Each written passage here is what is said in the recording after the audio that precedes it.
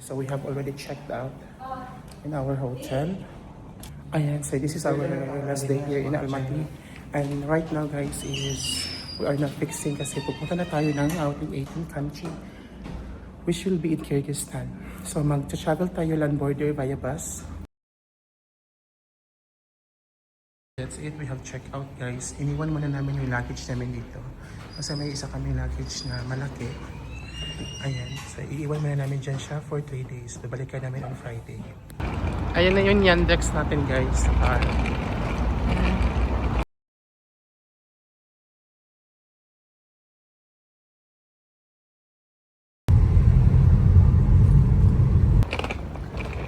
We have reached the Saipan bus station guys.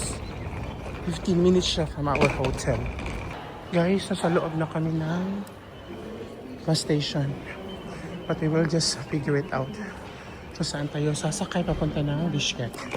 Ayan, so since nakakuha na tayo ng ticket guys, we need to, ayun there. Since nakakuha na tayo ng ticket, is diretso na tayo ng bus terminus. Nasa platform 2 yung papuntang Bishkek. First trip is 8 AM. Diyan na tayo sa platform number 2. So the form is flat. Yan yung bus na sasakyan natin is color purple lane. Regarding sa ticket purchase guys is you can purchase the ticket on the spot na mismo dito sa bus stop. But for us, what we did is nag-book kami ahead online. Kasi for us to secure a bus ticket. Kasi hindi tayo pwedeng madelay going to Bishkek. And in Bishkek guys, we already have a tour guide that will tour us around for the entire 3 full days. Ganito yung itsura ng kanilang guys, kanilang bus terminal sa Saipan. This is 15 minutes away from our hotel. May konting stores. In general guys, medyo tahimik siya. So we will be leaving Kazakhstan and we will be back here by Friday kasi mag-Oktober pa tayo. I hope kaya pa ng ating katawan. Guys, in general guys, sa Kazakhstan, all I can say is amazing talaga yung Kazakhstan. Grabe ka rewarding yung views, tsaka yung nature dito. So if you are a nature lover, you will surely love Kazakhstan. Flight might be very expensive from the Philippines, but when you come here in Kazakhstan, the food, the transportation, even the pasalubong guys, are very cheap. So talagang mura lang siya, no? So, if you're looking for the sign to visit Kazakhstan, this is it. Ayan, so much for the Kazakhstan. So right now is, magwa-wait na tayo sa bus going to Bishkek.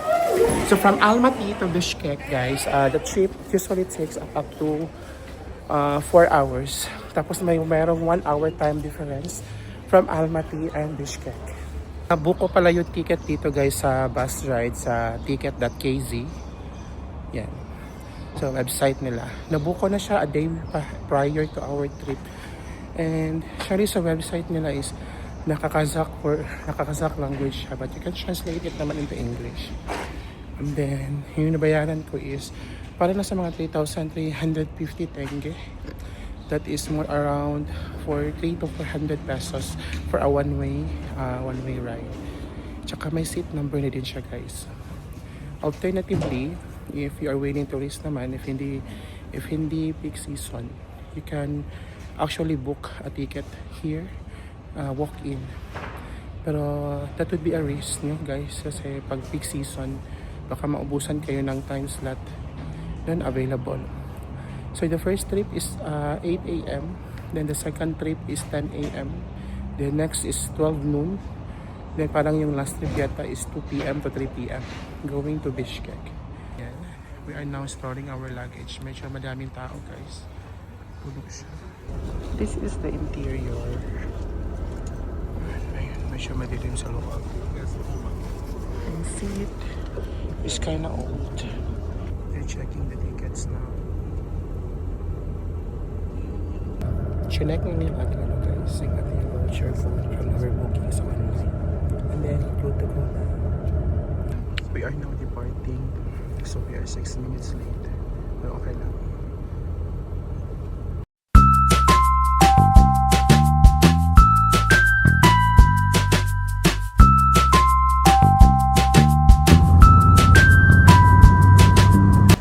guys, nag-stop over kami dito sa may parang convenience store para mag-CR. Guys, yung CR nila dito, kahit na public CR is may bayad siya. Mostly 100 tenge dito sa Kazakhstan, Almaty. 100 tenge na sa mga 12 pesos.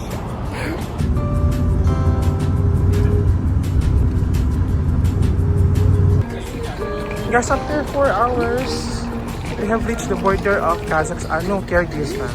So, dyan na tayo guys. Kinuha na namin yung aming luggage kasi hindi na tayo babalik ng bus. Literally, what will happen guys is after the border control, yung bus na sinakyan nyo kanina is still the same bus na sasakyan. Papasok talaga papunta ng terminal ng Kyrgyzstan. But since meron tayong guide, meron tayong nakuha na since meron na tayong nakuha na driver guys na magtutour sa atin around within Kyrgyz. So hindi na tayo maghihintay sa bus kasi medyo matatagalan pa maghihintay sa bus. And paglabas ng passport control is doon na naghihintay na yung ating guide. Yan na yung border control guys. Control point. So, dyan tayo tatatakan na naman yung passport. You need a visa guys when you want to enter Kyrgyzstan. However, pwede ka lang kumuha ng e-visa. E-visa is enough na. No, so yung e-visa, in-apply namin yung e-visa guys 1 month before our trip. Then the processing time will take you for 7 days. 7 days siya bago dumating sa amin yung e-visa. Alternatively, if you don't want to go with land border crossing, you can go flying naman from Almaty to Bishkek. Then sa airport is visa on arrival na siya. Napasok na tayo ng border control. This is our second time guys na naka-experience kami ng land border crossing. Guys, naka-exit na tayo ng Kazakhstan. So ngayon is nalakad tayo going to the border na ng Kyrgyzstan. Doon na yung Kyrgyzstan guys. My God, it's almost there for our 18th country. Medyo mahaba yung lakaran. Okay, bells na. We have officially crossed the border and we are already in Kyrgyzstan. May stamp na yung passport natin guys and welcome to our 18th country. So mabilis lang yung stamping ng passport. Binigay ko lang yung passport. Actually guys, hindi hinanap yung aking yung aking e-visa. Maybe because nakalink na siguro siya sa passport. Ayun. No, so, oh my God, ayan. Yung weather dito guys is hindi masyadong malamig unlike sa Almaty na malamig siya. So, ito na yung agad yung labas ng border. So if wala kang sundo dito guys, you can wait for the bus. No? Na sinakyan nyo kanina. Papunta ng terminal officially. Pero pag meron ka na sundo, ay dyan na yung ating pick up. So dito pa lang guys, may mga nag-aalok na sa inyo ng taxi all the way to the town of Kyrgyz. But for us, parang lalakarin pa natin to guys, papunta doon sa meet up at saka sa bus kung saan sana tayo sasakay ulit. Okay, this is Nori guys, our guide. Siya yung ating magtutour sa atin. Say hi! Hi! Si Nori pala is a girl. Yeah, you're a girl, not yet a man. Sarah. Ayan, pinikap na tayo ng ating guide guys. And then all the way, pupunta na tayo ng town proper ng Bishkek. So Almaty was very interesting. But when the Russian king escaped, Sa town proper na tayo ng Kyrgyzstan guys, ng Bishkek. Guys, first agenda natin is kakain tayo ng lunch first. According sa ating guide guys, story siya. Yung Navat pala na restaurant is originated in Kyrgyzstan. Saka nag-branch out na sila.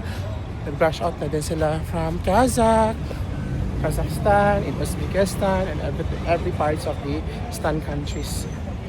So Kyrgyzstan guys is a landlocked country.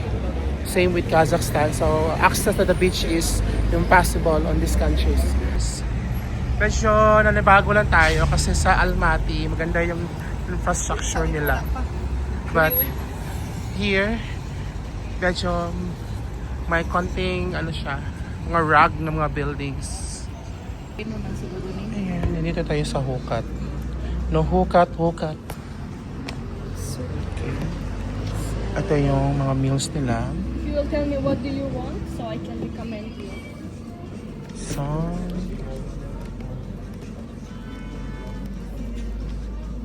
oh my god, is this a horse, no? Right?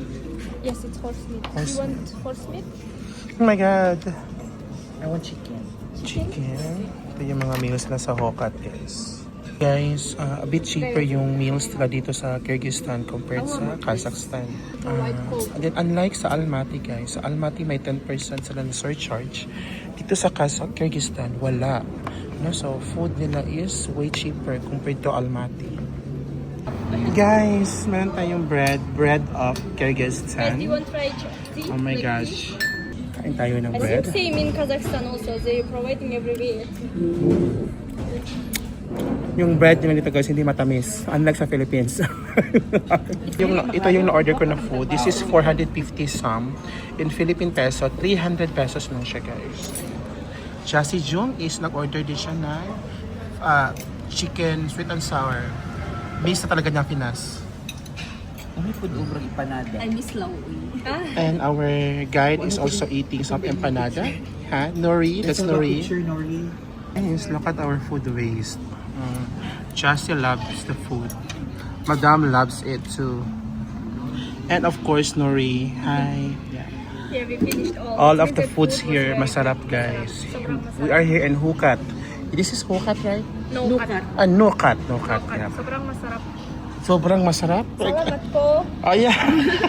She knows some Tagalog language words too. Done with our lunch. So unfortunately, hindi kumana yung ating 2 cards guys sa restaurant. Both our Visa and Mastercard hindi nag-work. Have a freedom. Wow, ganda dito oh.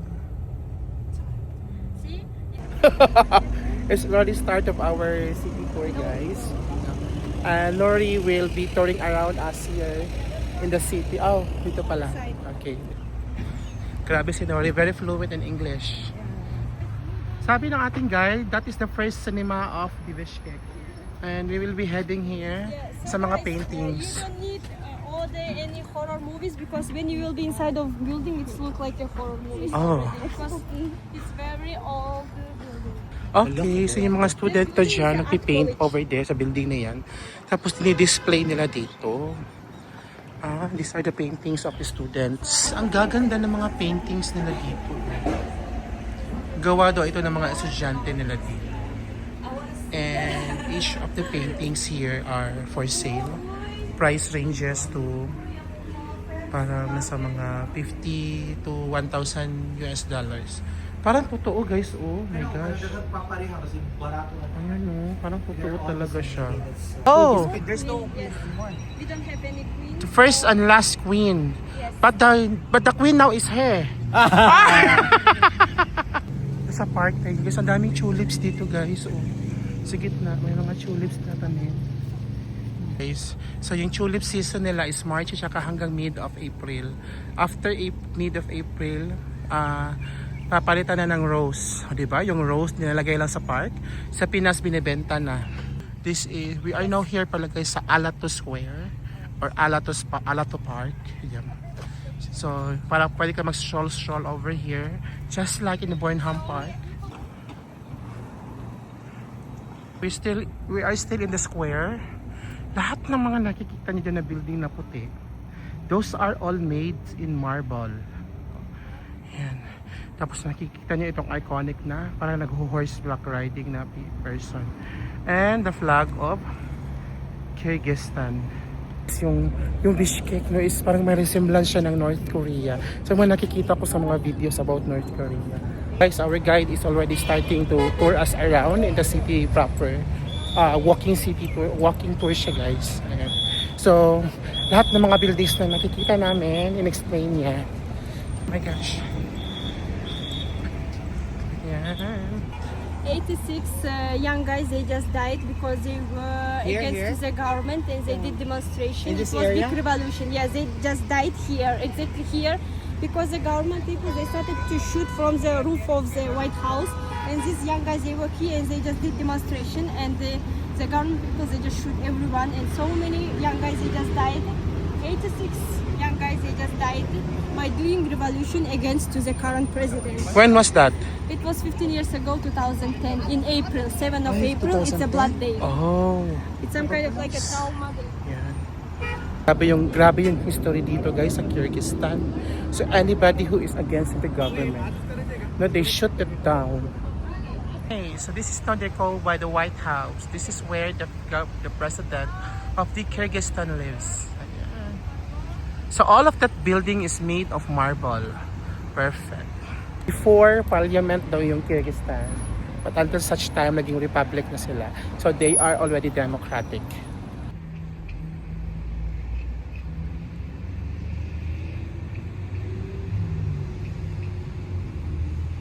Pusa tayo sa walking city tour. So right now is we will be heading to the Al Archa National Park. So Al Archa National Park is 40 minutes away from here. Madam, where are you going? Let's go here. Yung ating outfit today guys is inspired by their flag. It's a bloody red. Yeah. Thank you Shopee for this outfit. Okay.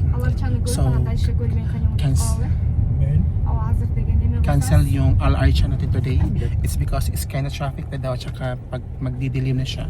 So, idadalhin na tayo ng guide natin yung si Nori sa bazaar where we can buy pasalubong. Pasalubong na agad. Yeah, very cheap. Yeah. Actually, Kyrgyzstan is generally cheap. Kazakhstan cheap. Oh my God, this is so cheap. It is just the flights are quite expensive. We're here at the bazaar, guys. Yes. Yeah, sinasabi na ating guide na si Nori. Whole area is a Oshman. Yeah, nasa bazaar na tayo guys. Pero first thing first, wow, ang daming benta. Mag-withdraw muna tayo ng cash. Dito kami nag-withdraw sa M-Bank. Ayan. So guys, naka-withdraw yung aking mga kasamahan. Gamit na lang yung Land Bank. Unfortunately guys, 4 digits lang ang ina-accept ng mga ATMs dito sa Kyrgyzstan. And most of our cards are already 6 digits. I have one card, the 4 digits, that is Land Bank, kaso lang hindi ko siya natawagan sa bank. So kaya nag-error siya. So right now is we will be heading to the bazaar. Sa bazaar na tayo pupunta. Na tayo sa loob ng bazaar. First stop agad is mga ref magnets. How much daw? See guys, everything is a 60 som. This one, this one. This is 50 som keychain. All kind of keychain. If you want more beautiful, it's 80. This is 80. Ayan, so 60 som. 50 som, 80. 80 som. Yan, 80. So, 1 som guys is 0.68 pesos. So, kayo na bahala ang mag-convert. Guys, dito kami na store din nila ng guide. Pagpasok mo dito, ito na talagang first store agad. Dito kami nila ni Norim. And, yeah, totoo talaga guys. Ang mumura ng ref magnet nila dito. So, here, para dadalhin pa tayo sa mga kainan ng mga pasalubong din. Then, tapos, after that is, check-in na tayo sa hotel to take a good rest because tomorrow, since na-cancel yung Al Archa natin today, tomorrow natin siya i-gagawin. So, we will be having 3 destinations tomorrow.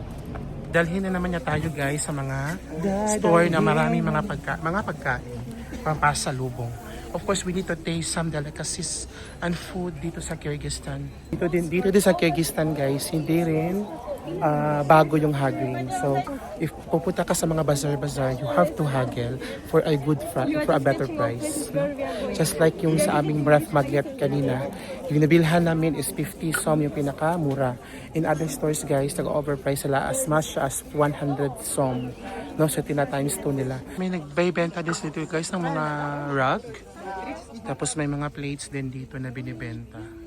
Next stop guys is doon na daw tayo sa mga dried nuts, mga tea, sa mga food na naman tayo for souvenirs. Eto na, mga dried nuts.